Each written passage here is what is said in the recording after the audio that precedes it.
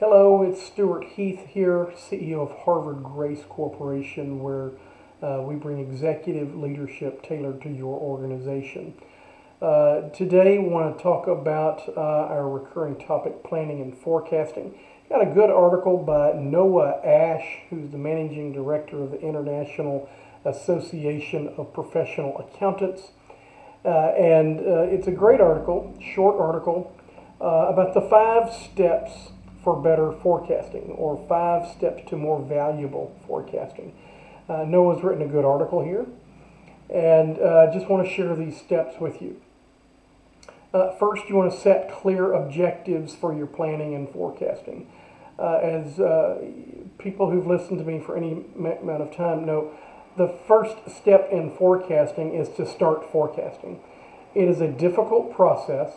It takes time to be good at it, and you will never be good at it unless you start doing it. Very much like playing the piano or riding a bicycle.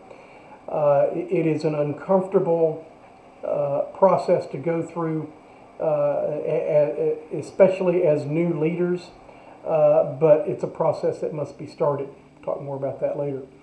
You want to establish the right level of detail. Most of us, once we do start, we can get lost in a sea of numbers and data, especially if you think one set of data is going to be reliable, and then you're trying to correlate it to other data. You need to establish the right level of detail for which you're going to work with. When you're early on in forecasting, you want to start with shallower data. You want to make some assumptions, and then you want to build off of that to see what's going to happen. And you want to leverage your enterprise systems and your data.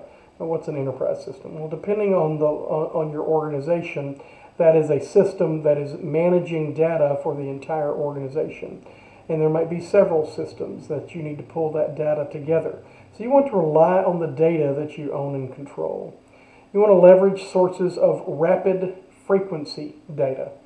Data that comes in small bites and comes regularly and quickly is data that you want to use, because that is going to be the data that tells you when change is coming the most quickly.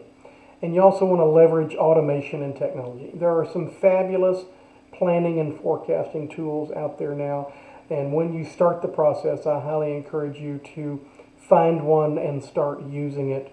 And doesn't mean you got to stick with it, but it will help you through the process, because planning and forecasting can be a very manual and laborious process. So use some technology to help you along the way. Again, I want to reemphasize the important point is to start forecasting. Start the process.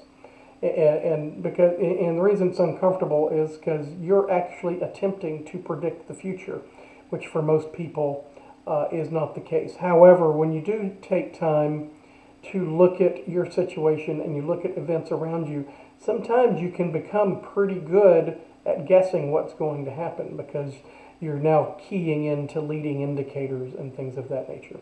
So again, this is something that we help people with.